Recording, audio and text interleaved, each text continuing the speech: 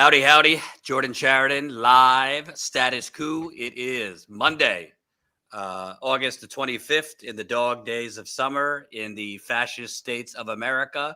That's right.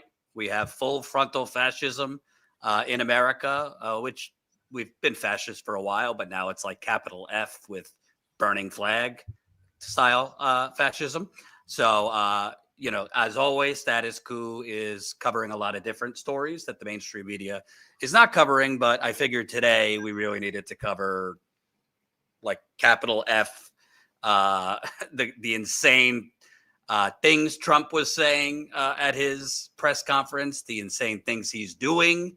And also, if we're going to be consistent, because we definitely gave Biden a hard time, we got to also talk about Donald Trump's cognitive state and physical state. If you've noticed his bruising on his hand, which is a lot of different conspiracy theories going around, but something doesn't smell right. Something doesn't smell right. Joining me, the wonderful Zaina Day, journalist, author of Bullhorn Bulletin. Real quick, because it's a work in progress, but we do have a bit of a studio redesign here. So to try and warm it up, our new producer, Michelle, who you'll meet at some point. We just brought her on. She's doing a great job. But the flag is now upside down behind me. And I think the shot looks a little clearer. We got the book, shameless product placement there. We the Poisoned behind me, the fake brick. We'll be making some other improvements. The camera might be shaking a little bit because we switched it to a phone camera. But we're going to fix that as the week goes on. But if you see a little movement in the camera, it's all a work in progress, so don't mind it. But let me know what you think in the comments. We got the fake plant behind me, the upside down corporate flag, all that good stuff. Zaina, what do you think? Feel free to lie. There's a little Bernie back there too, I see. Oh, there is a Bernie too. I said, do I really want to be a Bernie bro headquarters? But I said, you know what? I think having a Bernie bobblehead is acceptable in these trying times. So Zaina, let's start. Trump, credit to him, at least speaks to the media, unlike the former president who they were hiding. But when he speaks to the media, he says all sorts of really fascist, autocratic, dictatorial things. And I'm just setting the marker right now, Zaina, before we play one clip, and smash that like button, share this live stream so we can get it out to more people. End of summer, usually the views aren't great, but help us spread it out there. Also, we are still currently working on plans for on-the-ground reporting. John Farina, we believe we're going to send him to D.C. next week, tomorrow, because Trump sent the military into D.C. last week. There hasn't been as many protests as expected, but stuff could happen at any time. And now the military troops that he has stationed in D.C. for no reason are now carrying actual live ammunition. They're carrying guns. So we're going to send John there. Also, Trump is now talking about invading Chicago with the military. So we might go there. Baltimore as well. He mentioned Baltimore also. So we might be out and about soon, back on the ground. But let's start, Zaina, which he seemed to be joking again. But his wink and a nod statement, Colin, I don't know what order you have it in. Hopefully it's this. But he kind of just casually said, a lot of people are telling him they kind of want a dictator. Let's listen. As you all know, Chicago's a killing field right now. And they don't acknowledge it. And they say, we don't need him. Freedom, freedom. He's a dictator. He's a dictator. A lot of people are saying maybe we like a dictator. I don't like a dictator. I'm not a dictator. I'm a man with great common sense, and I'm a smart person. So a lot of people are saying they'd like a dictator, all the voices in my head. But I'm not a dictator, while I, in the span of 3 hours, talk about criminalizing, we're going to get to it, criminalize flag burning, which the Supreme Court already ruled, I believe, several decades ago, is protected by free speech. I'm going to send in the National Guard to D.C., Chicago, and other states that haven't asked for the National Guard or military troops. I'm not a dictator, but I'm going to hand over the keys to the government to the world's richest oligarch and allow him to illegally hack into Social Security and other entities. I'm not a dictator, but I'm going to threaten to pull the licenses. I don't like them, but NBC, ABC, because they don't give me 24/7 adoring coverage. I mean, we could go down the list, but he is joking about running for a third term and not leaving. I don't think it's a joke. No. I think he's dead serious, and I think people need to start mobilizing now, because I don't think he's leaving, and I think he might just come up with some bullshit excuse to cancel elections. And I also don't. I think he's what autocrats do is they constantly push the line and move the line, both verbally and through actions, of what's considered abnormal or what's considered normal, so that when they do abnormal shit, it doesn't faze anyone. I mean, if any other president would say, oh, a lot of people, want a dictator, the press would lose their mind. But this is kind of just baked into the cake. What do you make of it? Because I think he is basically trying to prime the pump to do more dictatorial shit. That's exactly what I think. Because if you look at the history of when Trump has floated these things and then later says, I kid. We can look at what he's doing right now in DC, bringing in the troops, because he initially, back in 2016, 17, 18, when he was president last round, he would say, I'm just floating, or I'm just saying this because, the police need to get their actions together. So he would kind of allude to it being a joke, or it being just this flippant, I'm owning the libs kind of thing. But he tests the waters. They're testing the waters every day. If you look at the Department of Homeland Security and White House's post that they're making on X and other platforms, they're unhinged, insane propaganda. I've never seen anything like it. Have you, Jordan? No, and it's just blatant fascistic rhetoric that literally mimics former fascist regimes in the past. It's like they have taken a template and they're running with it. So, and one of the things that troubles me is there are a lot of like sock puppet accounts and things like that, but then you'll have a barrage of sock puppet accounts that are always continuously under these posts saying things like, arrest them all, we need a dictator, literally outright, and there's some account that has maybe 3 or 4 followers and they're spamming the different, and Taylor Lorenz does great coverage on things like this, but they're spamming the different posts from the DHS, and you'll see a parallel with the same kind of bots, I guess, or sock puppets spamming. When I see that parallel with his rhetoric, it feels like they're trying to normalize the idea of dictatorship and authoritarianism by him just floating it. So I completely agree. I think it's intentional, very intentional. And it's amazing because, when Obama, did an executive action, it was, he's burning the Constitution. He's a dictator, dictator Obama. Trump does this stuff. They're just like cheering with megaphones. It just shows that the conservative movement, I mean, there's plenty on the left, on the liberal side, that, basically just put on their blue hat versus red hat.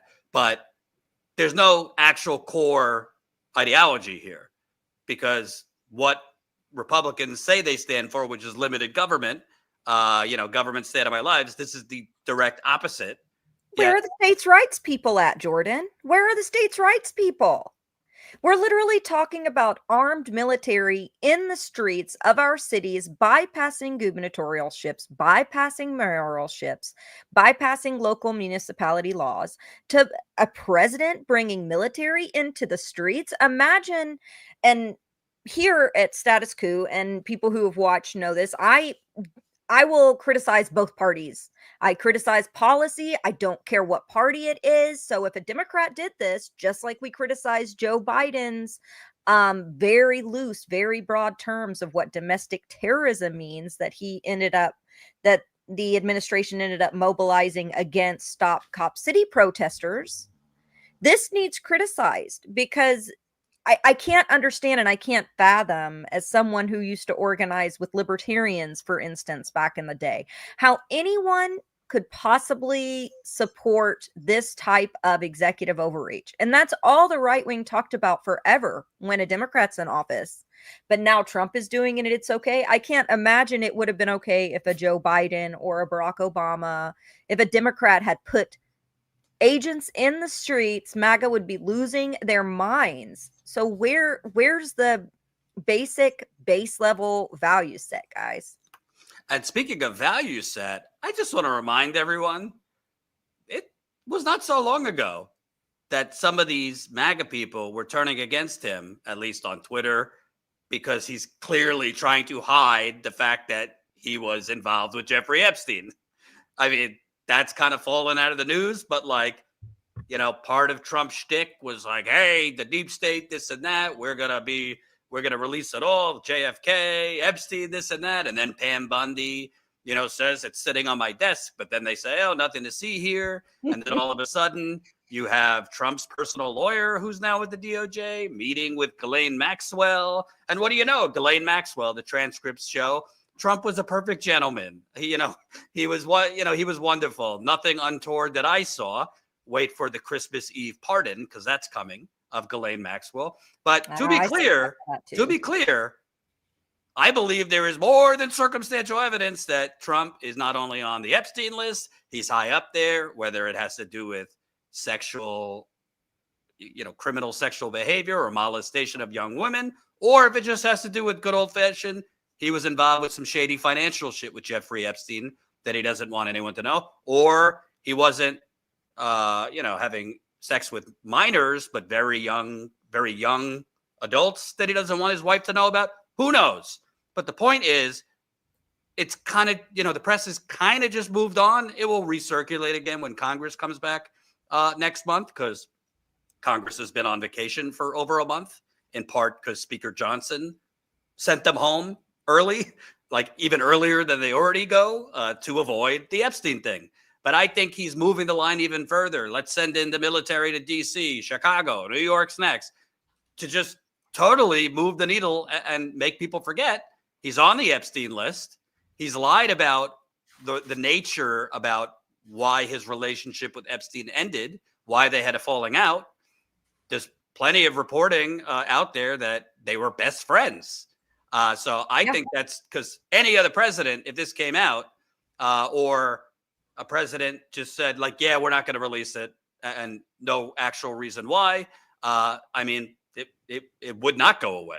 But and can I hearken back to some of the reporting that we did about 2 months ago, just before Donald Trump released his executive order, and then when he released his executive order to send National Guard to Los Angeles, we clearly reported how broad the language was and how shocking it was that a lot of the corporate media were not reporting on the fact that written into this executive order was loopholes for him to call in military branches under Kristi Noem, which is extremely frightening. And also on top of that, the language of what they would call them in for was extraordinarily vague and could be blanketed for any type of protest, any type of dissent that he would deem. So it goes beyond. Of course, military are not supposed to arrest U.S. citizens. They're not supposed to be handling domestic crime. But on top of that, his executive order was so broad that he could utilize it for anything. And then I saw the corporate media then reporting on Washington, D.C., talking about the section within local law that allows the National Guard to be called for 30 days. But the fact is, he had a plan from prior to when this executive order was released. LA was used as a launching point for this executive order. And now we're seeing what Jordan and I predicted. And that was the fact that they are aiming to do this in cities across the country. And by the way, again, I don't want to do a false equivalency here, because as bad as the Democrats are, I mean, they haven't gone to this level. But this is what you get when you compromise and pass his budget. Remember, Chuck Schumer compromised and passed his continuing resolution to avoid a government shutdown, to avoid pain, because Schumer argued, well, if we shut down the government, it's going to be a lot worse, and he could do a lot worse. Well, by normalizing the illegal things Trump was doing, and you are normalizing it by, on the Democratic side, giving them enough votes to pass the continuing resolution in English to continue funding the government, you're normalizing the fact that he literally allowed the world's richest man to basically invade the government. God knows what Elon Musk and his Doge stooges did and what information they took from Social Security and other programs. And what do you mean? Oh, it would get a lot worse. Well, you voted to fund the government, and that just helped them accelerate their big, beautiful bank robbery, which cut estimates range from 12 to 16 million people off Medicaid, has cut all sorts of health programs, food programs, special education programs. The list goes on. So the Democrats play a part here as well. And the Democrats' fight right now is Gavin Newsom trolling Trump on Twitter. Which, of course, I haven't talked to you in a week or two, Jordan, but I'm infuriated by these memes. I'm infuriated by the adolescent nature of this when we're literally under fascistic rule, when there's a genocide that is happening that the United States still continues to fund and support, when the American people are losing jobs left and right to AI and to mass layoffs, that Gavin Newsom's team are out there posting, memes of him riding on eagles, and then the Democratic Party establishment and their pundits are celebrating this like it's some kind of win. Like this is fighting back instead of policy. There's no policy that Gavin Newsom has brought forward. He's owning Trump. Meanwhile, Gavin Newsom, sorry to tell you, if you're a Vote Blue stand watching, killed single payer in California when it had a little momentum for California to be the first state with some type of single payer system. I mean, he's been anti-union. He's done a lot of toxic shit when it comes to the environment. I mean, he's just another he's Pelosi younger with different parts. I mean, that's true. He removes homeless encampments we covered this too. He removes homeless encampments with his bare hands for photo ops. Oh, what a loser. Smash the like button, share this live stream. Let's play the next clip of Trump. I believe, I don't know the order you have, Colin, so we'll just do the next one. Let's go. Lastly, sir, this is an executive order on flag burning. It charges your attorney general. Would you listen to this? This is very important. Flag burning. All over the country, they're burning flags. All over the world, they burn the American flag. And as you know, through a very sad court, I guess it was a 5-4 decision. They called it freedom of speech, but there's another reason which is perhaps much more important. It's called death. Because what happens when you burn a flag is the area goes crazy. If you have hundreds of people, they go crazy. You can do other things. You can burn this piece of paper. But when you burn the American flag, it incites riots at levels that we've never seen before. People go crazy. In a way, both ways. There are some that are going crazy for doing it. There are others that are angry about them doing it. Do you want to discuss that? Sure. So what the executive order does, sir, it charges your Department of Justice with investigating instances of flag burning, and then where there's evidence of criminal activity, where prosecution wouldn't fall afoul of the First Amendment, and instructs the Department of Justice to prosecute those who are engaged in these instances of flag burning. And what the penalty is going to be, if you burn a flag, you get 1 year in jail, no early exits, no nothing. You get 1 year in jail. If you burn a flag, you get, and what it does is incite to riot. I hope they use that language, by the way. Did they? Yeah, incitement is incite to riot. And you burn a flag, you get 1 year in jail. You don't get 10 years, you don't get 1 month. You get 1 year in jail, and it goes on your record. And you will see flag burning stopping immediately, just like when I signed the Statute and Monument Act. 10 years in jail if you hurt any of our beautiful monuments. Everybody left town.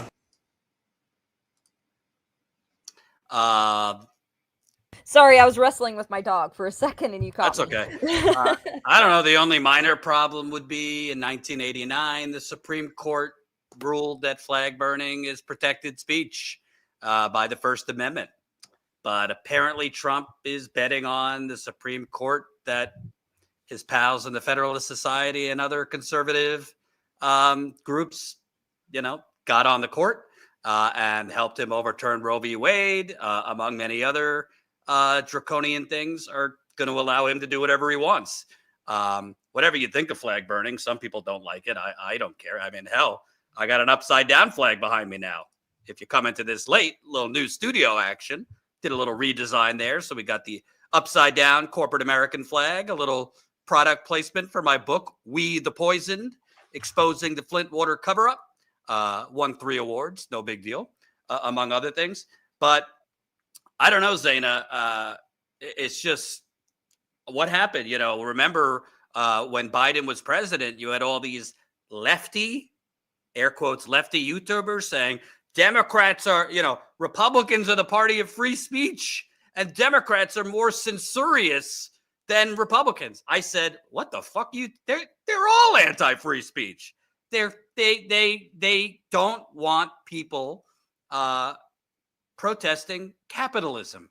They don't want people protesting war. They'll let you protest, but if you get a little too rowdy, they will deploy their private security, i.e. the public police department, to crack your skull. And now he wants to criminalize flag burning. I mean, that will excite, the old Fox News viewer on dialysis, which are a lot of them, and it will excite a lot of his base, but it sure seems like, again, moving this line. And where is, I know the Supreme Court is not supposed to weigh in on politics, but shouldn't somebody, some judge tell him, yeah, no, you can't do that? That's not a thing? You would think so. It's just crazy. It's absolutely crazy. And by the way, I think what he's doing here, he knows that by coming out and saying we're going to do more, we're going to criminalize flag burning, particularly if he sends in military troops. They're already in D.C., which, as I said in the beginning of the show, we might send John Farina there tomorrow to cover. They are now going around with actual guns, the military in D.C. But if he sends the military to Chicago, you're going to see more people burning flags. So then you're going to have the spectacle of Trump dispatching what? Military soldiers to arrest Americans for burning flags, even though, according to the Supreme Court, it's legal. I mean, this is just crazy.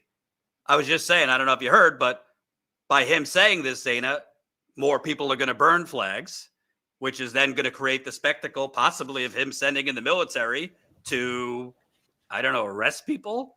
It's just so crazy. The 1 year in jail. All of this, by the way, while they're cutting Medicaid, while they're cutting food programs, while they are literally, I just did a video earlier, you got super PACs forming now to buy elections to, in order to avoid AI regulation, as AI is starting to accelerate laying off jobs. You have big tech vampires forming super PACs to go heavy into the midterm elections and then the presidential election against any politician that calls for AI regulation, so they have the privilege of firing people. The economic Hunger Games is happening, and he's trying to distract you with the fucking burning of the flag. I'm going to be a dictator and all the other bullshit. Oh, did we lose her? All right. Hopefully we get her back. I guess she was having some tech issues. Hold on. We lost you. All right. So that's the flag burning one. And by the way, keep smashing the like button. Keep sharing this. Did Trump burn your internet connection too? I guess so. Can you hear me now? Yeah, I can.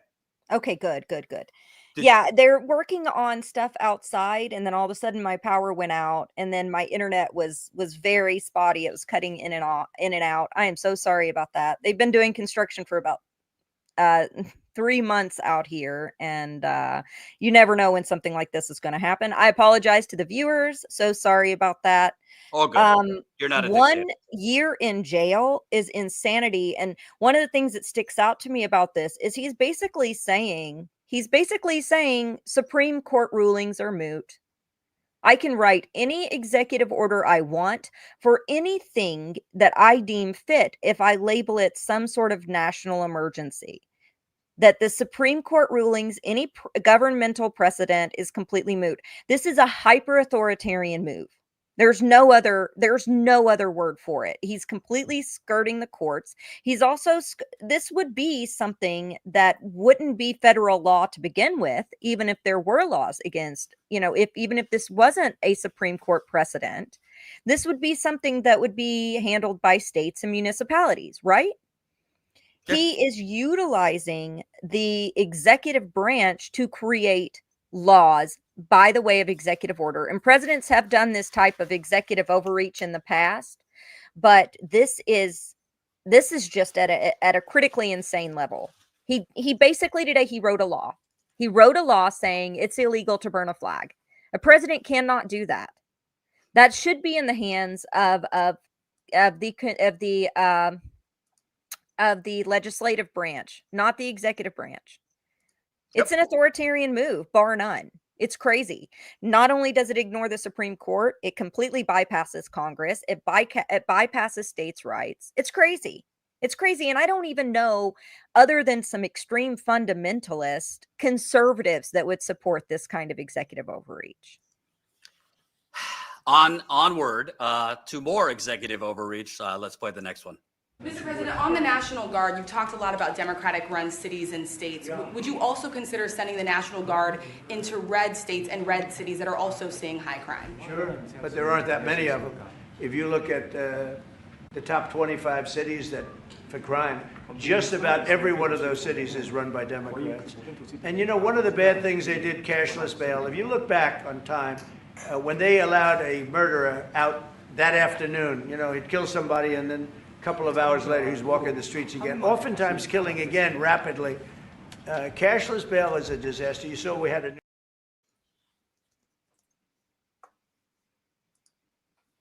a Yeah. It's legislating once again from the executive branch. This is just more legislating from the executive branch. Insanity. And by the way, this whole I don't think any red cities or red states have, high murder rates. Seen the state of Florida? That's a pretty high murder state. A lot of crime. Always been in Florida. There's certain other southern states that have high crime. Don't want to touch that. I guess it's okay because they ban books or they're pro-life. I don't know. And by the way, I mean, all the cities, whether it's New York City, DC, their police departments always are very, creative with how they calculate crime. They always want to get the numbers down. So whenever you hear crime is down 30% or the murder rate's down, I always take that with a grain of salt. But the reality is, What do they say? Statistics, damn statistics and lies. right. But the murder rate is down in many, like DC, it is down. It might not be down as much as they are saying, but it's down. It's down in Chicago. It's down in New York City. You know what's up? Petty theft. Why? Because the masses are fucking starving, Zaina. So shoplifting, carjackings, those crimes are up. Not because people are bad people, but because we live in a fucking economic Hunger Games or a new Gilded Age, and people have to take extreme measures to feed their family. But Jordan, if they wanted to handle the criminals, they would be, and they wanted to handle it in Miami, they'd be going to the district where the billionaires live. They'd be up in Greenwich Village. They would be, as Thomas Massey tweeted earlier, there's a lot that I disagree with him on, but I agreed with him on this tweet when he said that if they really want to handle the criminals, they would be talking to the members of Congress that are doing insider trading. Absolutely. The white collar crime, health insurance company is denying insurance to people that need life-saving treatment. Insurance company is denying people the right to basic health care that keeps them alive. Things like that aren't even discussed whatsoever. White collar crime is completely swept under the rug. What about the $7.2 trillion the Pentagon has, quote unquote, misplaced, and the fact that they have failed all 7 of their previous audits? But How no, about, let's send the Marines in to your local city, so that your kids, while they're walking to school, will have to see tanks rolling down the street. Great idea. yeah, we don't need to send it. Why don't we send the National Guard to the Sacklers mansion, who poisoned hundreds of thousands of people, a lot of them in Kentucky, with Oxycontin?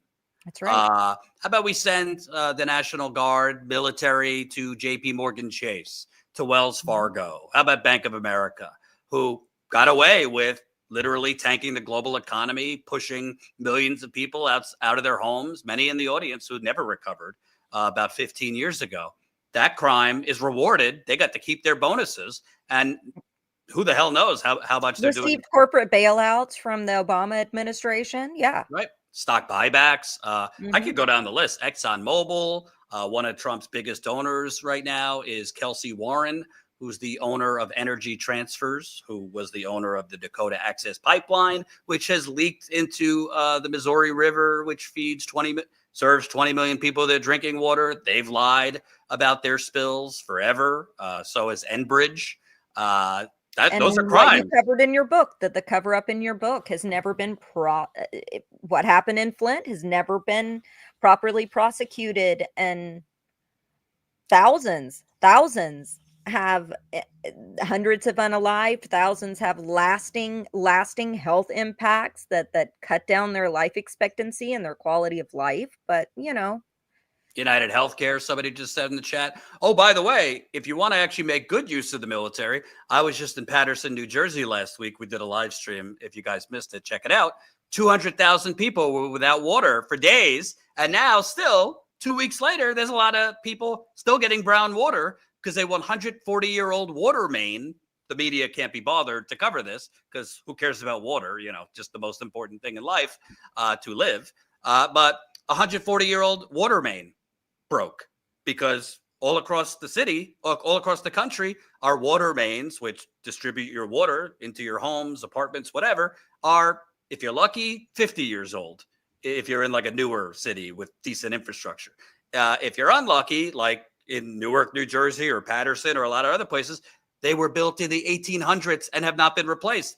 Maybe send the military out to hand out water to the people dehydrated and fainting in Paterson and the other cities that didn't have water in the hottest months of the year, because we also have a burning planet. But no, let's send out the military for fucking photo ops into DC. I mean, it's so stupid. It just makes no sense. it's gaslighting on an industrial scale. Absolutely. Smash that like button, share this live stream. Lower audience right now. It'll pick up later, but definitely share this on your social media so we can get it out there. Let's play the next one, Colin. Just overflowing with gratitude, because for the first time in their lives, they can use the parks, they can walk on the streets. You have people who can walk freely at night without having to worry about being robbed or mugged. They're wearing their watches again. They're wearing jewelry again. They're carrying purses again. People had changed their whole lives in this city for fear of being murdered, mugged, and carjacked. It is a literal statement that President Trump has freed 700,000 people in this city who were living under the rule of criminals and thugs. And the last thing I'll say, the oligarchs feel comfortable wearing their Rolexes again. How nice. How nice. And that was modern day Joseph Goebbels, Stephen Miller, who's basically the author of Trump's ICE terror raids. It's been reported that Miller was pissed off that ICE wasn't deporting enough brown people. So he just said, enough with the targeting. Just go into Home Depot, 7-Eleven, wherever there might be brown people, and round them up. So that's Stephen Miller talking about how the people of DC are ecstatic and praising the Trump administration. No, they're not. I mean, I'm not there, but you could read. They think maybe the elites in the circle that he's in are more comfortable because of the mythology that's been woven, that as soon as even though they've probably never even witnessed a crime in their lives, that they're somehow in danger in their multi-million-dollar mansions in McLean. But no. Right. And, what's interesting is there will be a select group. If you send in the feds, right, to major cities to clear out homeless encampments, clear out the homeless, remove the stain of the unwashed masses. There will be parts of the community that are happy. The wealthy yuppies, the NIMBY types, not in my neighborhood types, but like not the actual core of cities, the workers, the people that, wake up and turn on the lights at turn on the city lights at 5 a.m. It's the rich fucks that would be happy with that.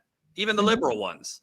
So, they could go downtown to the gentrified parts without homeless people, this and that. But is that really the society we want to live in, that like praises military invasions to get rid of kind of the unwashed proletariat? Because there's going to be more of the unwashed proletariat as AI replaces their jobs. And we've been doing more videos on AI. They're not like doing amazing, but we think it's important. So we're going to keep doing them. I did one, we posted it before of his live stream. Check it out, because this is going to become, in my view, like the dominant story in the next year or two, and in the post-Trump era, whenever that is, if he'll ever leave. Because it's not like coming 5 years from now. It's, why do you think the jobs numbers were down significantly the last few months?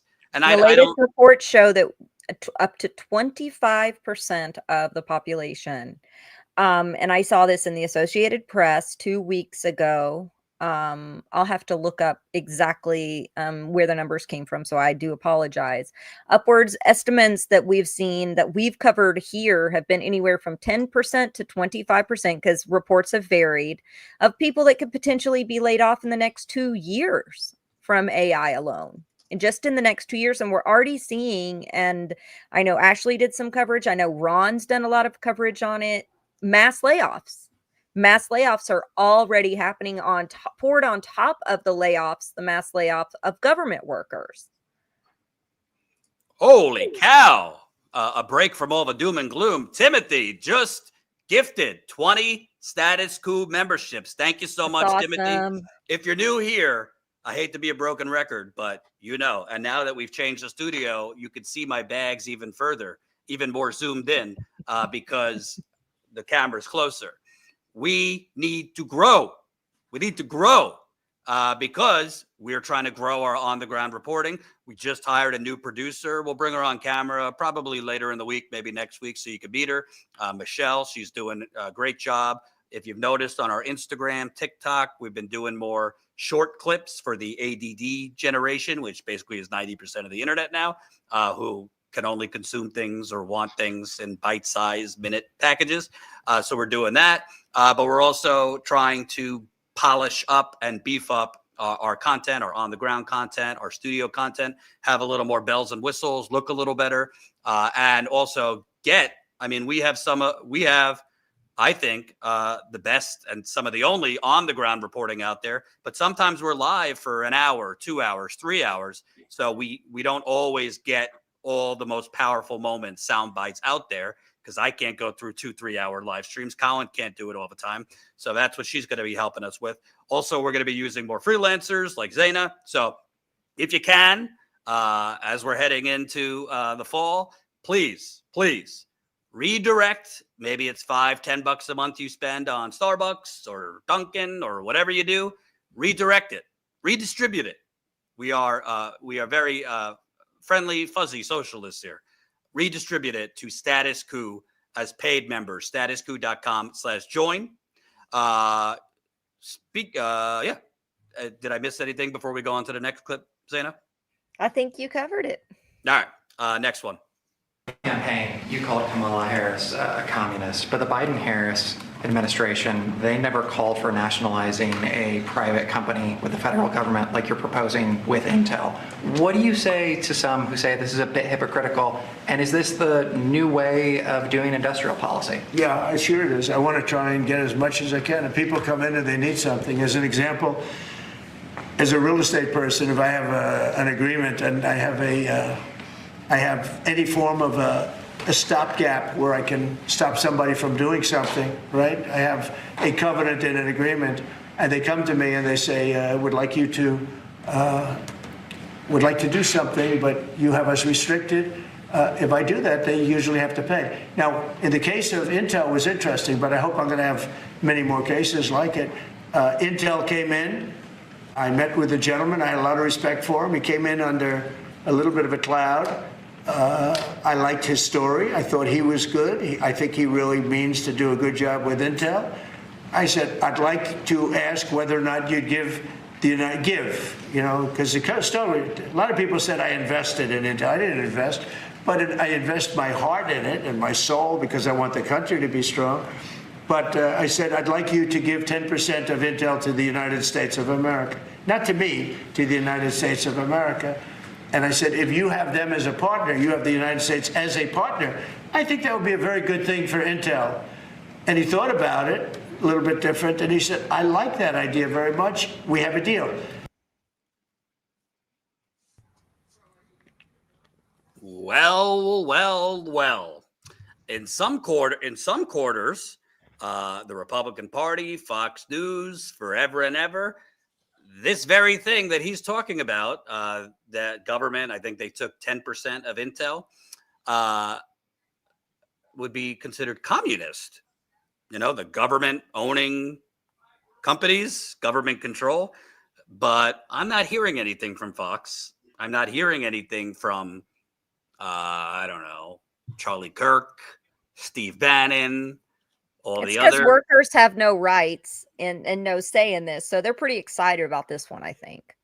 So it's just remarkable. And to be honest with you, I don't actually think it's that bad of a thing.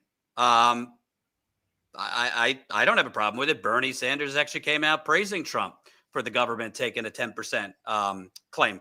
But the problem is, again, it goes back to this is all theater. The Republican Party, conservatives, they have no intellectual consistency.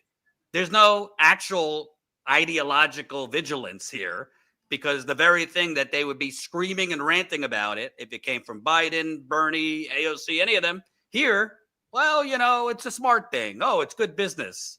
Or do you have the other clip for this, Colin? Did I put it in there of the Treasury Secretary talking about this? Scott Bessent?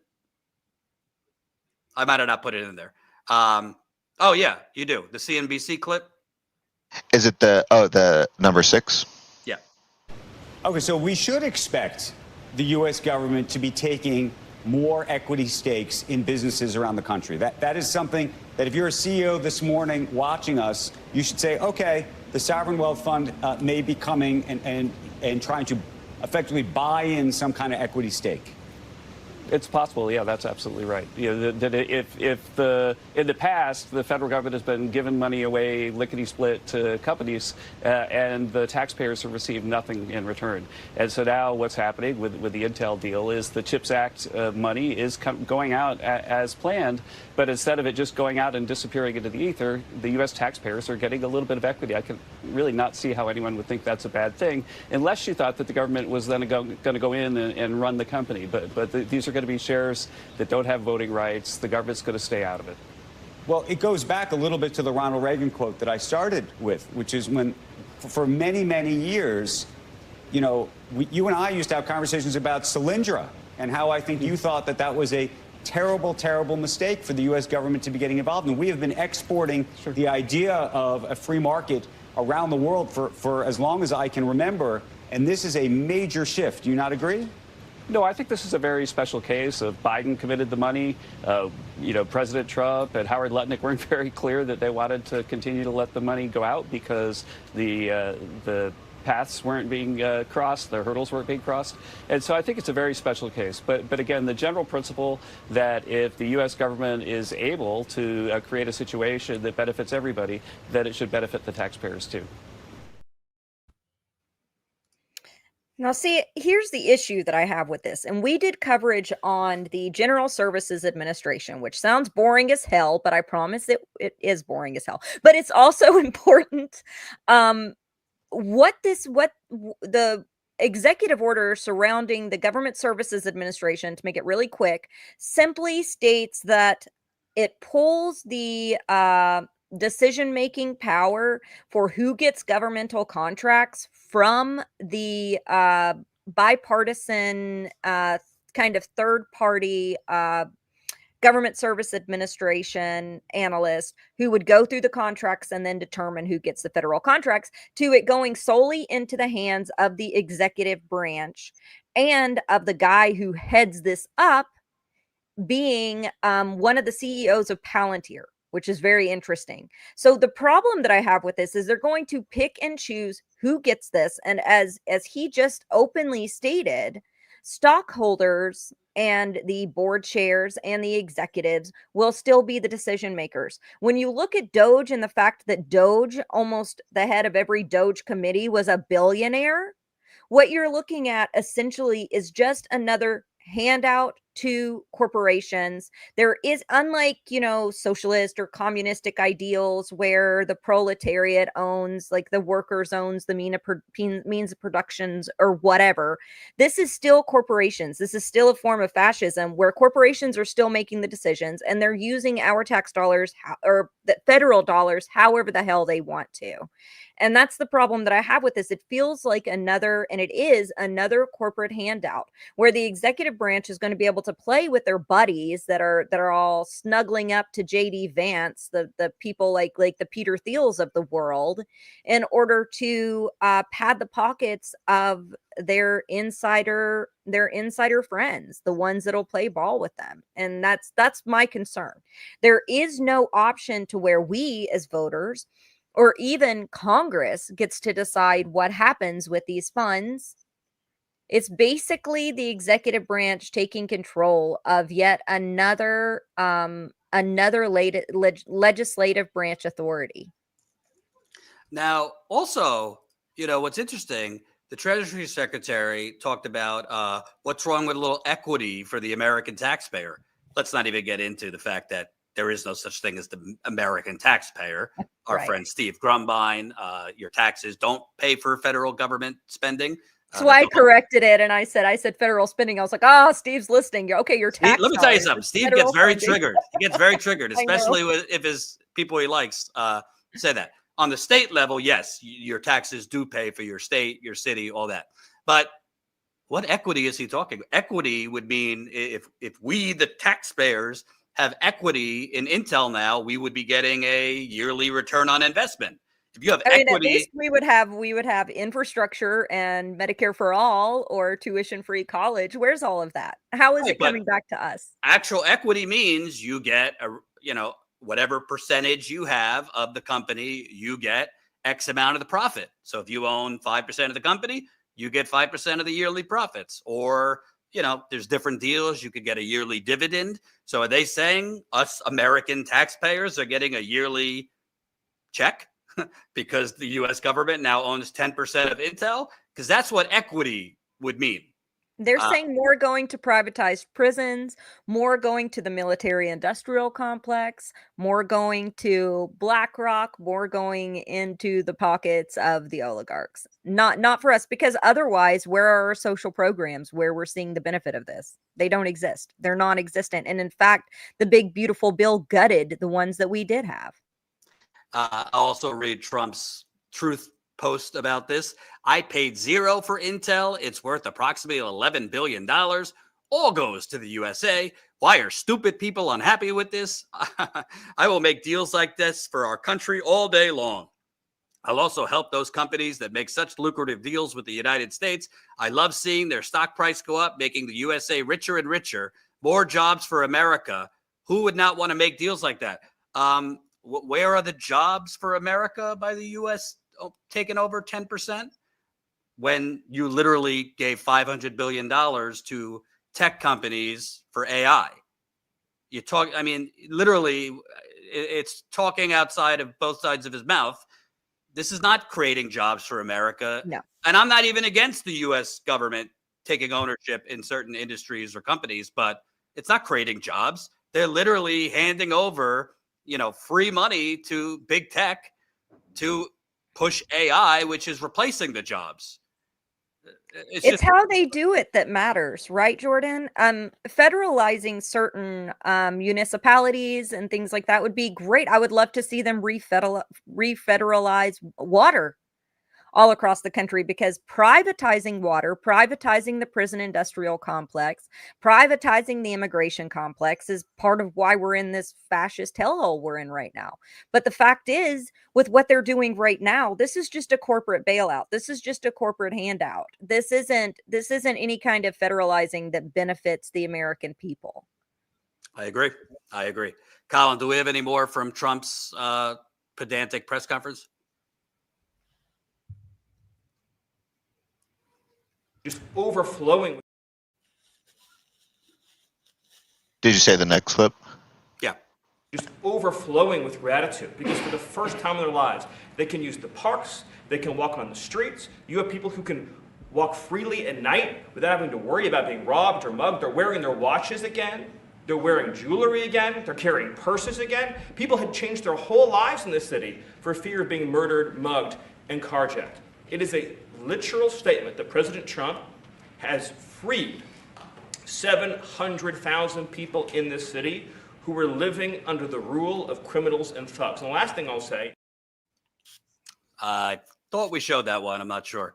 I think we heard that one. I also want to show, to be fair, because obviously I covered Biden dating back to 2020.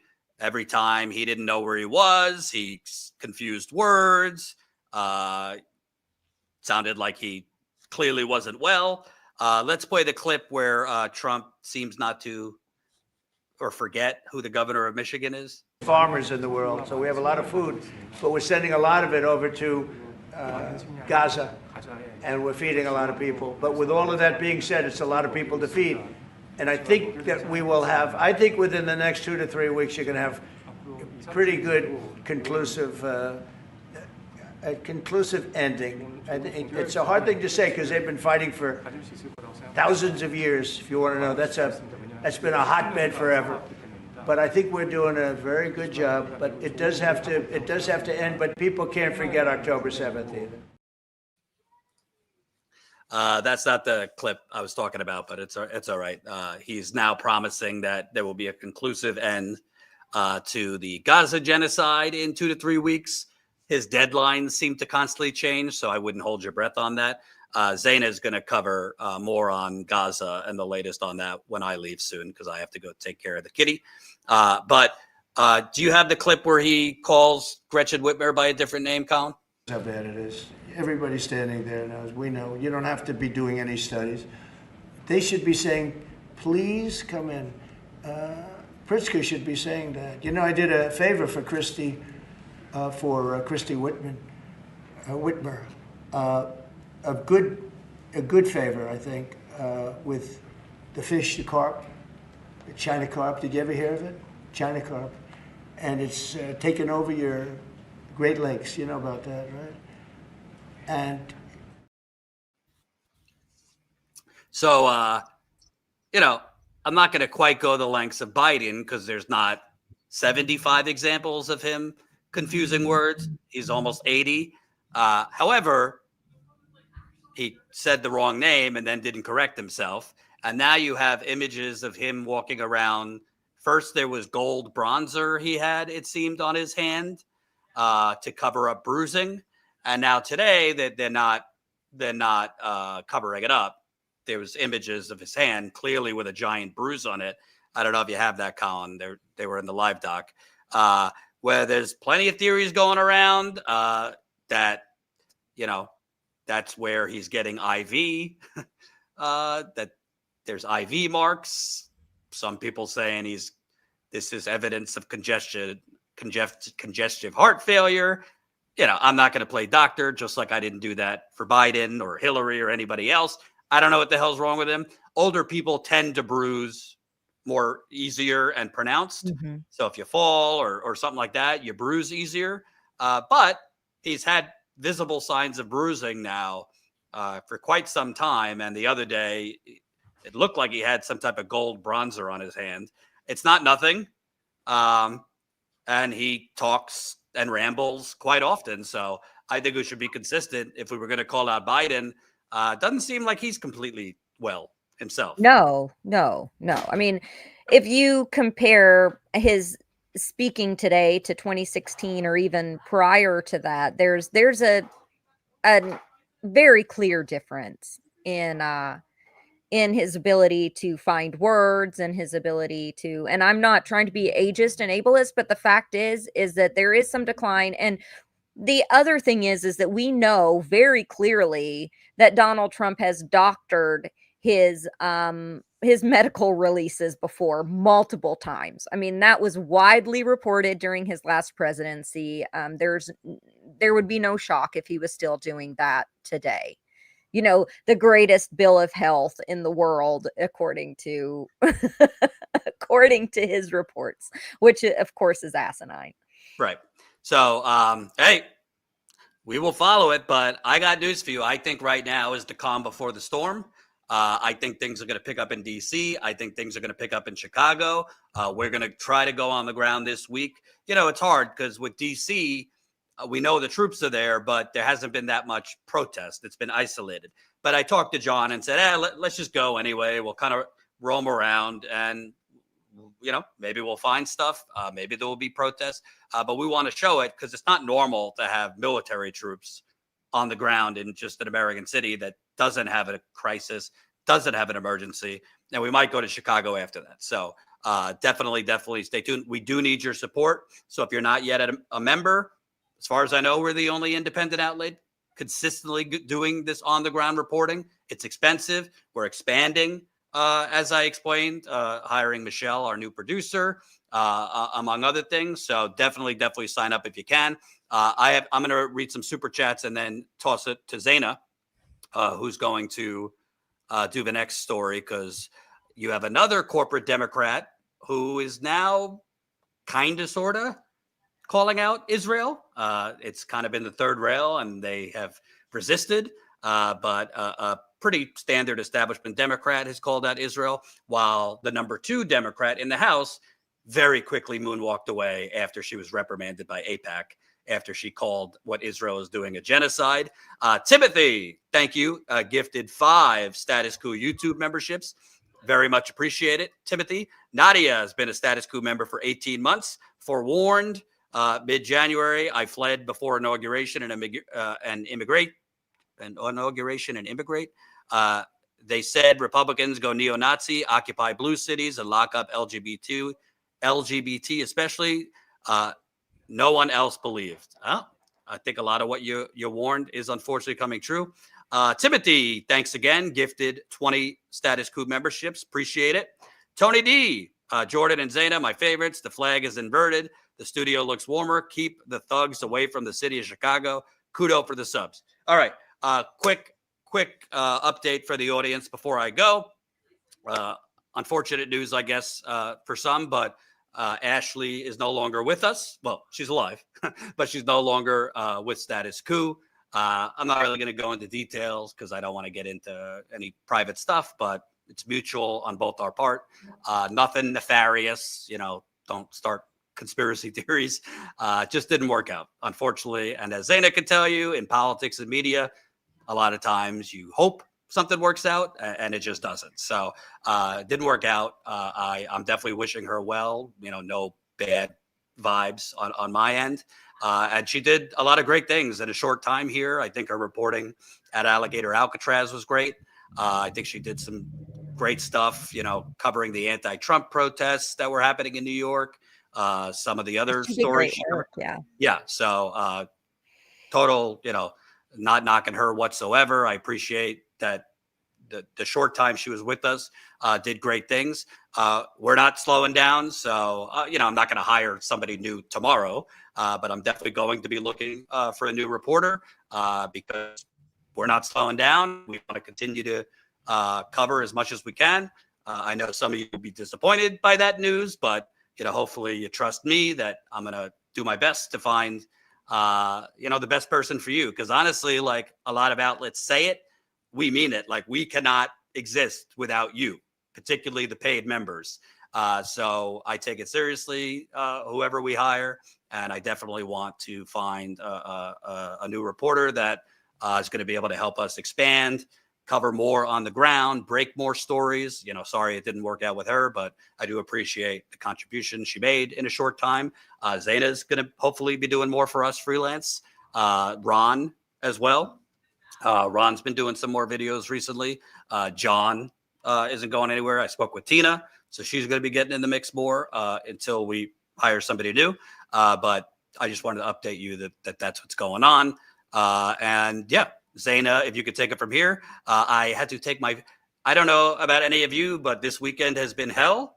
I mean, I'm not in Gaza. It could be worse, but my 2.5-year-old is not pooping, and my 4-month-old is not pooping. So there's been a lot of rubbing bellies in the Sheridan household.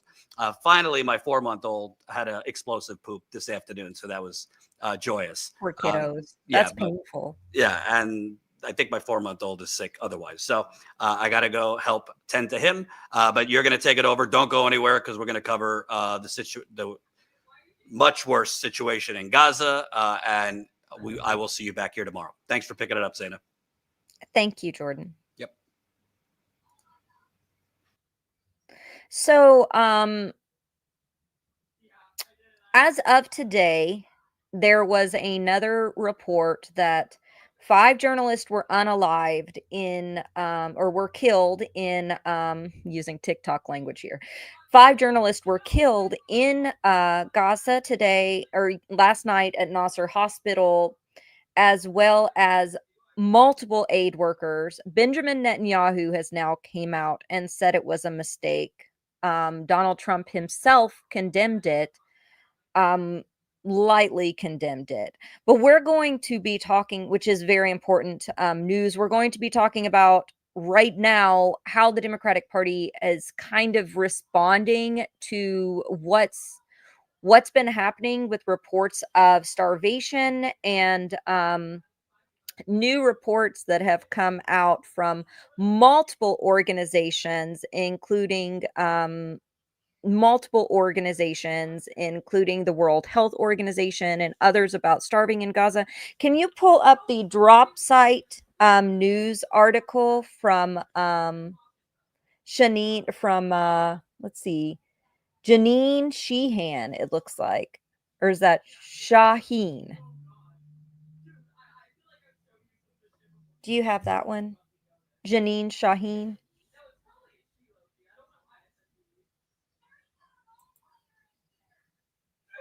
Okay, yeah, here's a post from Drop Site News. And so according to this, Janine Shaheen, top Democrat on the Senate Foreign Relations Committee, told CBS, "We have people dying because they are systematically being starved to death because Israel is refusing to allow the humanitarian aid that people need to keep alive."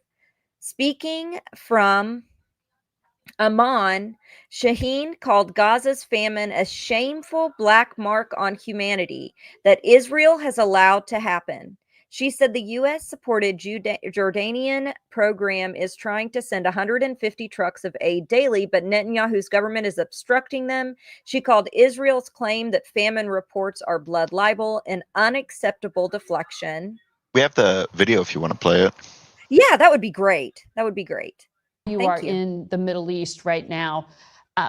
We heard on Friday this internationally recognized body backed by the UN, the IPC, it tracks hunger. And they technically confirmed there is a man-made famine underway in Gaza. This is a very rare designation. Only 4 other times has one been designated. The country you are in, Jordan, called it a shameful failure of humanity that Israel is starving Palestinians with impunity, called it a war crime. Would you say that 3-month blockade by Israel of Gaza is a war crime?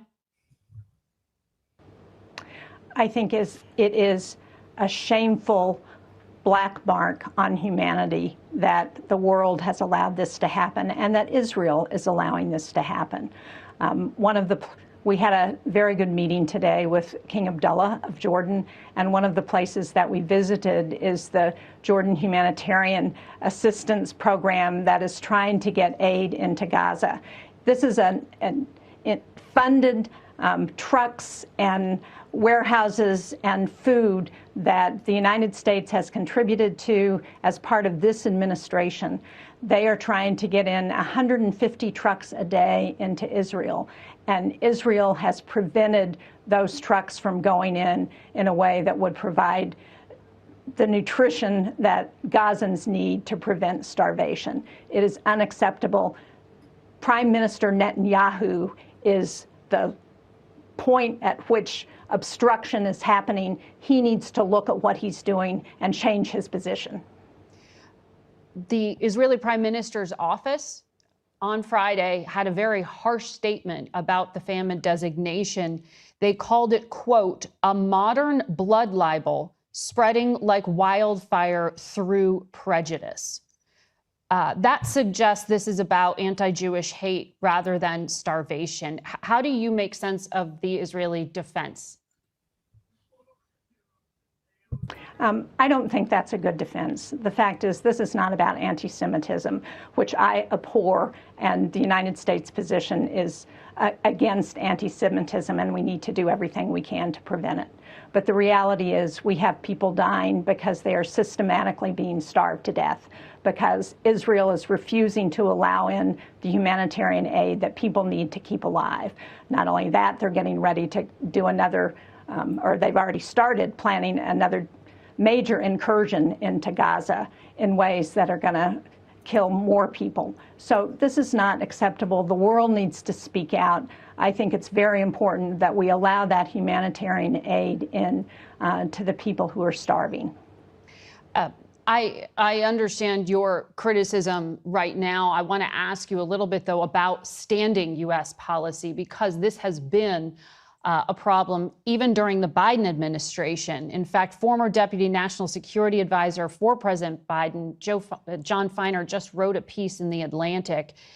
And he said that while he stands by the decision to embrace Israel after October 7th, he believes we did far too little, far too late to limit the truly catastrophic civilian harm that Israel's response inflicted. Do you agree with him, and do you wish that you spoke out more forcefully sooner? I don't think this is a partisan position. With me on this journey to Jordan is Congressman Joe Wilson from South Carolina. He agreed with me that we need to make sure those humanitarian aid trucks get into Israel. We need to do everything possible to ensure that Prime Minister Netanyahu is stopping the roadblocks that are preventing the humanitarian aid from getting in. I think it's something that I hope that both Democrats and Republicans can embrace. Yeah. But do you agree with this self-criticism by this key Democrat? Do you think Democrats should have said more? We should be doing more, and we should have done more. Absolutely. Yeah. I want to also ask you. Everybody should have said more sooner, not just Democrats, but Republicans. Mm-hmm. Why are you now? We had the opportunity to be here today to meet with those Jordanians who are working very hard to try and get humanitarian aid into Gaza, who are being stymied in that effort by bureaucratic obstacles that make no sense. When it takes hours to scan a truck, which could be done in 2 to 3, and it diverts the aid, when it's costing hundreds of dollars per truck, and they turn those trucks away, and when they come back the next day, it costs another hundreds of dollars more for the same truck. Mm-hmm. When they find an excuse for why it gets stopped at the border. That's not a legitimate effort to get humanitarian aid into the people of Gaza who are starving. And that can be changed. All it takes is Prime Minister Netanyahu saying, we're going to allow that aid in. Senator. So she's correct. And what is so frustrating about her statements is that, yeah, she's right. More members of Congress should have spoken up. But she, along with the majority of members of Senate, voted to condemn and defund UNRWA which was an organization that was providing aid in Gaza.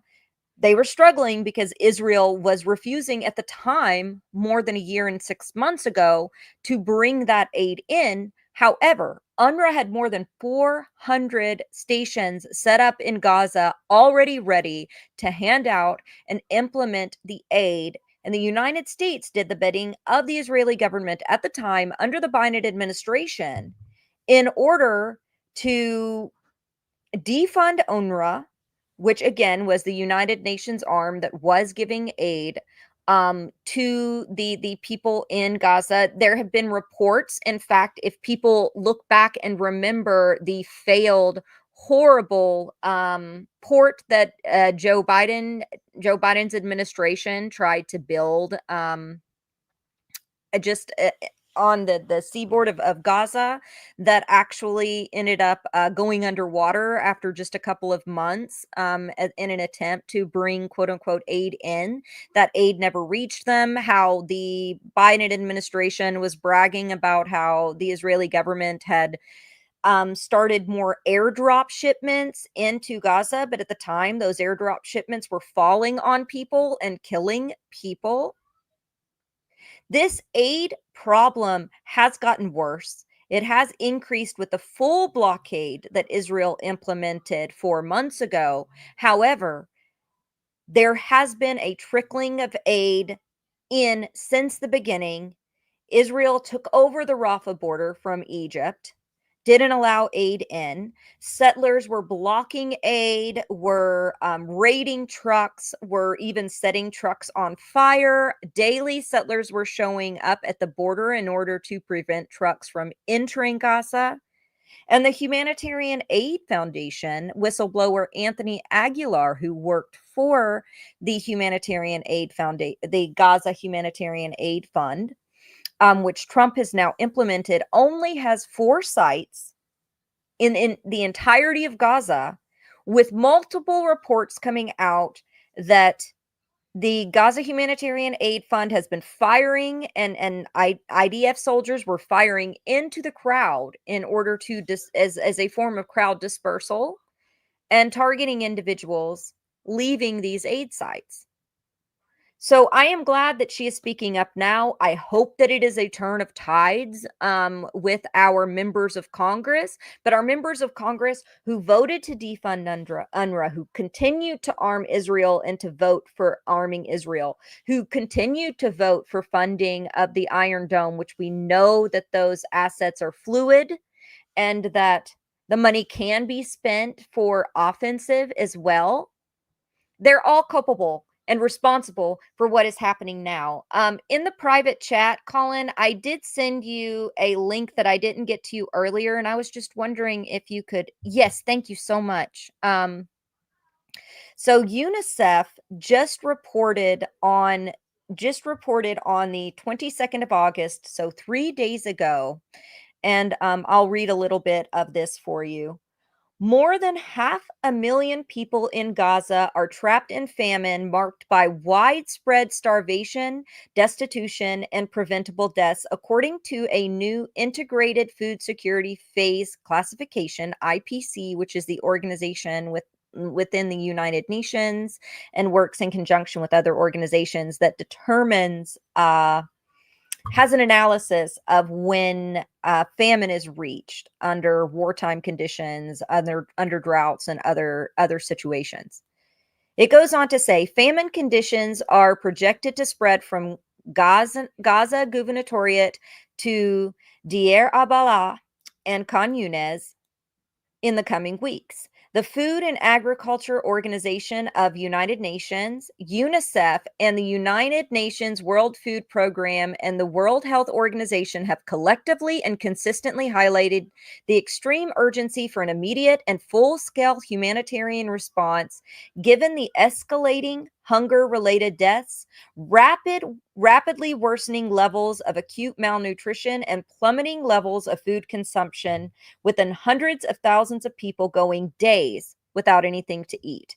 It goes on to say, by the end of September, more than 140,000 people will face catastrophic levels of food insecurity, classified as IPC Phase 5 across the Gaza Strip.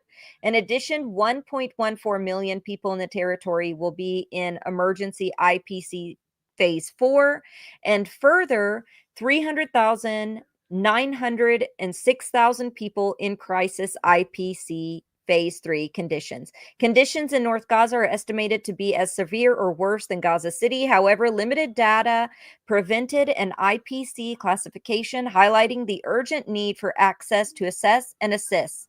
Rafah was not analyzed, giving indications that it is largely depopulated. Thank you for pulling that up, Colin. So it's clear under this IPC report, you have the World Health Organization, you have the FAO, the Food and Agricultural Organization under the United Nations, you have the World Food Program, all calling this a massive famine. And so far, we only have a couple of senators coming out and speaking up. I am very glad that she has spoken up, that the representative, the senator from New Hampshire, is speaking up about this. However, she's correct. The majority of Congress are remaining silent and are complicit in what is happening right now. One of the demands coming from these organizations is to look at refunding UNRWA and the sites for UNRWA so that food can actually get to the people. The Gaza Humanitarian Aid Foundation that Trump has implemented is just not working. It's not working. And in fact, it's been the soldiers around these facilities are literally targeting and killing individuals that are coming to get this food. That is how dire it is. I'm glad that she spoke up. More people need to speak up. So good on Janine Shaheen. I hope that this is a marked change, but we've seen very few people that spoken up. On top of that, we have a Politico article about Catherine Clark, where Representative Catherine Clark did come out and alluded to genocide being alluded to the genocide in Gaza, but had already almost immediately retracted her comments. And this happened a few days ago, was reported on earlier or late last week. Catherine Clark backs off Gaza genocide comments. Her statements come after saying the genocide and destruction in Gaza needs to end. House Minority Whip Catherine Clark of Massachusetts said that she was not accusing the Israeli government of committing genocide in Gaza, despite saying at an event last week where there was genocide and destruction in the war-torn Strip. Last week, while attending an event in my district, I repeated the word genocide in response to a question. But I want to be clear that I'm not accusing Israel of genocide, she said in a statement to Politico on Tuesday.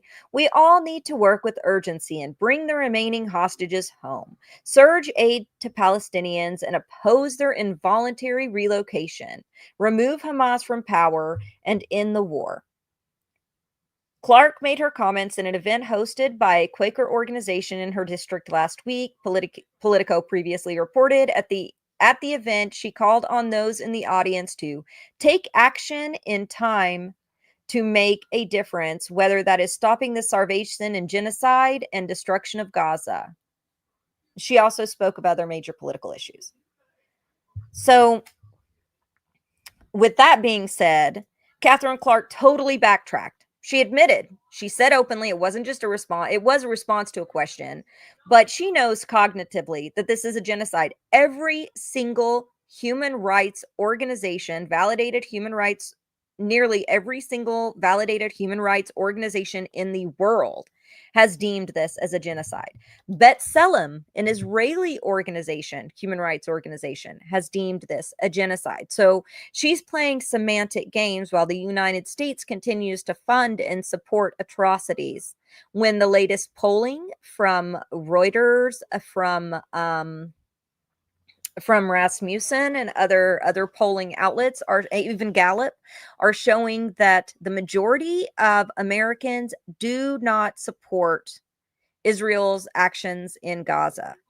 Increasingly, the country is turning against what is happening there, yet our Congress seems to be still towing the line of Israeli propaganda on this on these mass atrocities and this genocide that we are culpable for in the United States, as the United States government is culpable for within the United States, because Congress itself, people like Catherine Clark, are the ones who keep voting to arm Israel.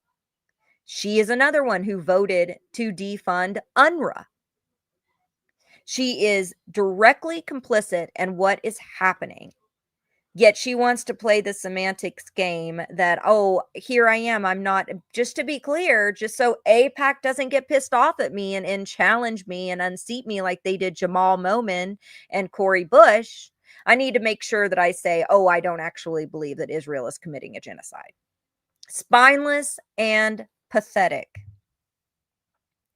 So, the last I'll say is, and I don't think that we have an article to pull up on that, but 5 journalists were unalived. I can actually pull one up. Colin, would it be okay if I pulled up an article on this really quick? Because this is breaking news, and I think it's important that if we're going to talk about this right now, that we mention that.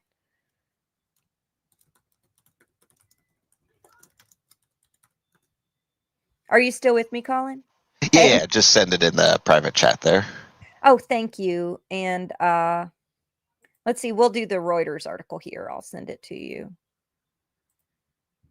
And Netanyahu has also came out and said that this was a quote unquote mistake.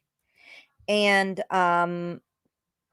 Donald Trump has already, just a few minutes ago, I think about 45 minutes ago while we were live, has condemned it. So some of this is just breaking. So thank you so much for being flexible on this, Colin. I really appreciate it.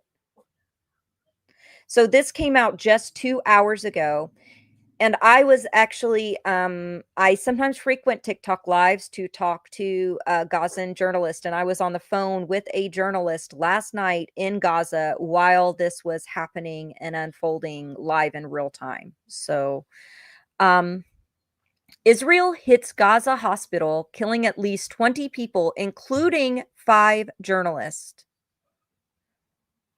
Israel struck Nasser Hospital in the south of Gaza Strip on Monday, killing at least 20 people, including 5 journalists who worked for Reuters, the Associated Press, Al Jazeera, and others. So these are international reporters that worked for Reuters, Associated Press, Al Jazeera, and others. And this was filmed while it was happening in real time. These journalists were reporting when Nasser Hospital was struck. Cameraman Hassam Al-Marsi, a Reuters contractor, was killed near a live broadcasting position operated by Reuters on an upper floor just below the roof of the hospital in Khan Yunis in an initial strike, Palestinian health officials say. Officials at the hospital and witnesses said Israel then struck the site a second time, killing other journalists as well as rescue workers and medics who had rushed to the scene to help. So not only did they strike the first time, they struck again a second time when aid workers came to the site, killing more journalists and killing aid workers as well. The journalists killed included Mariam Abu Daga, who freelanced for Associated Press and other outlets, Mohammed Salma, who worked for Qatar-based broadcaster Al Jazeera, Moaz Abu Taha, a freelance journalist who worked with several news organizations, including occasionally contributing to Reuters, and Ahmed Abu Aziz, as well as photographer Atim Khaled, was a Reuters contractor, was also wounded. Prime Minister Benjamin Netanyahu's office said Israel deeply regretted what he called a quote-unquote tragic mishap. Israel valued the work of journalists and medical staff, he said, adding that Israel's war was with Hamas. So we have this today. So far, we haven't heard from hardly any members of Congress. Luckily, it has been widely reported by mainstream media with articles coming out from everyone from the BBC to Reuters to the New York Times. However, somebody mentioned stop saying unalive. You are correct. I do apologize. I have been doing and hosting a lot of TikTok lives lately, and my TikTok live language has apparently ingrained and embedded in my brain. The censorship on some of these apps are crazy, and you have to talk certain ways, but I do apologize, and thank you for mentioning that in the comments. But yes, this is just breaking right now. There's now well over 250 journalists that have been killed in Gaza, journalists that were systemically targeted, many of them systemically targeted by Israel.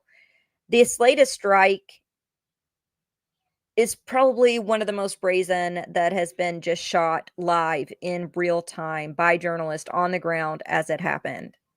And it's horrific. It's very similar to when they struck the World Food Kitchen workers and then stated, oopsie, that was an accident. When Hind Rajab and her ambulance were both targeted and attacked, and Israel said that that was an unfortunate mistake. How many of these quote unquote mistakes is Israel going to do? Are they going to now open up an investigation into themselves, which never goes anywhere? But that's the latest from Gaza, and I wanted to, and thank you so much, Colin, for bringing that up, because if we were going to talk about, Congress's response and members of Congress that are now backtracking, thankfully, and saying that they want to end the starvation in Gaza, the latest reporting also has to be noted that Israel is now continuing to attack one of the few hospitals left in Gaza.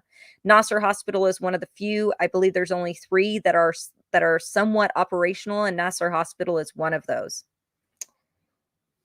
So there should be an international outcry for this targeting, and I think we are starting to see that, which shows that the tides are shifting. Let's go on to talk about Andrew Cuomo. Andrew, at the headline here that Jordan has is Andrew Cuomo embraces being a corporate hack. Let's go ahead and take a look at the video that you have there, Colin. If there's one city where you can't have a socialist mayor, it's New York City. You can't have an anti-business, anti-corporate mayor of New York City. We're nothing without business and corporations, etc. It's why people came here. It's what made New York, New York. He's also anti-police, and we have crime issues like many big cities. Our crime problems are getting worse, and he is literally anti-police, called for not only defunding but dismantling the police, said the police are racists, and that they are the threat to public safety. So that just won't sell in New York.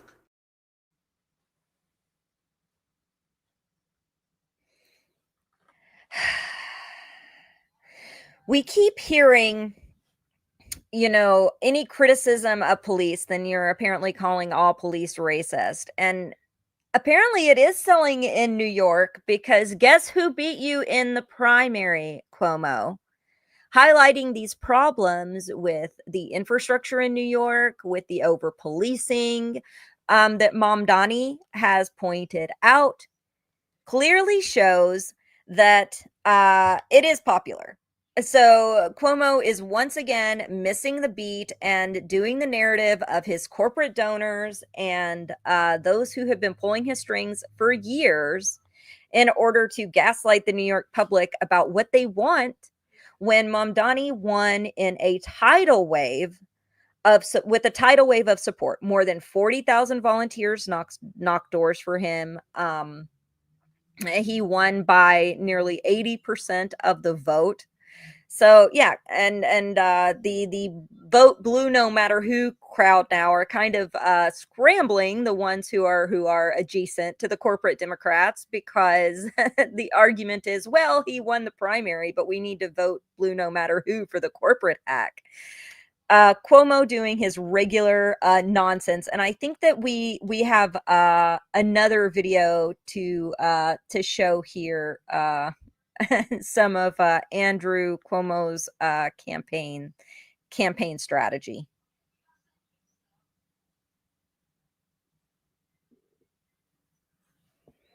I think it says, the video says, choosing a campaign song isn't easy, and my daughter, Maria... We've had an ongoing debate about what the campaign song is. Okay, but now we have to decide. All right, I think that Alicia Keys' Empire State of Mind, you can't go wrong.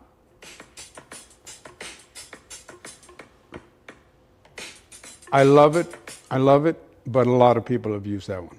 What's option 2? Billy Joel. End of conversation. I mean, you know that we both agree Billy Joel is the best. Billy Joel. He sang the song that we did our dance to at my wedding just Billy about Joel, a year ago. he is the man, quintessential New Yorker, just did The Garden. However, I don't think it captures the energy and excitement of this campaign, so maybe we should think about another option. I'm open, flexible. Taylor Swift. Welcome to New York. Very nice, but I'm not that open. Back to Billy Joel. I'm not that open. Back to Billy Joel, of course, dude. But while people are, while rent prices are skyrocketing, people are paying 2/3 of their paychecks for rent. People are losing jobs left and right with mass layoffs. Starvation is on the rise, even in the United States. Cuomo's joking around about what his campaign song is going to be instead of campaigning and offering any kind of real policy. It's more vibes elections, just like we saw with Kamala Harris. You know, the campaign of joy and happiness, the denial of our economic realities on the ground that Status Coup, for instance, covers every single day. That New Yorkers, I'm not a New Yorker, I know many New Yorkers are feeling the weight of it. They're feeling their daily cost of living rising beyond what is in reach. The new patchwork economy, where people are having to work multiple jobs in order to just get by, and Cuomo's political stance right now and his campaign strategy is to run on vibes, not policy, vibes. And the other guy is just too socialist for me. We can't piss off the billionaires. Choose me because I'm the status quo. But I think we're going to see that, and we have seen that New Yorkers are tired of the status quo. Americans are tired of the status quo. We're tired of this vibes only, no policy, gotta bend over and let the corporation screw you over policy that oligarchs like Andrew Cuomo have been pushing for the last 3 decades. People are sick of it. And there's one more video, and I think this might be a video from Zoran Momdomny. It was the only video that I hadn't had a chance to watch before the show today, so I'll be watching it alongside you guys. Can you play the last video for us, Colin?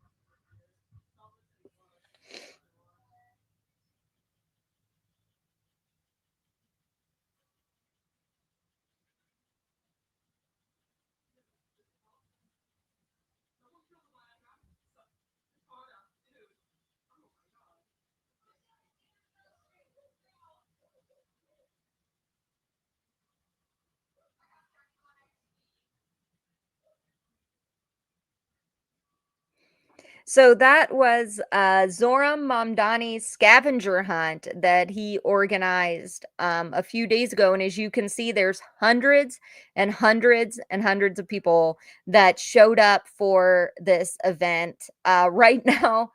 Right now, reporting, and we've done some of the reporting on the ground around Zoran Mamdani, the energy, the people that have been showing up to his rallies. I know John Farina and Ashley both had been on the ground for some of those events where hundreds and hundreds of people are showing up.